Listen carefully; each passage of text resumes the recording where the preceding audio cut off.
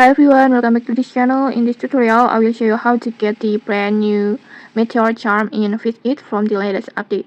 This Meteor charm is super useful. To get it, just head to the new locations underwater city like this. If you haven't unlocked this area or these new locations, don't worry, just check the link in the description for a full tutorial on how to enter it. And after you enter this area, just go to these locations on the shop and then just go to over here, and then this charm costs 20,000 coins, so make sure you have saved up. Just click on it and then tap on yes like this and go to items and then tap on charms and then just tap on meteor charm like this.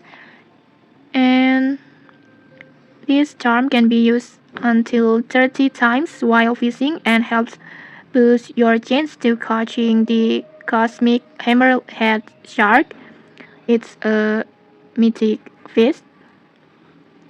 So just grab your meteor charm and then just start fishing, and then just good luck for catching the cosmic hammerhead shark.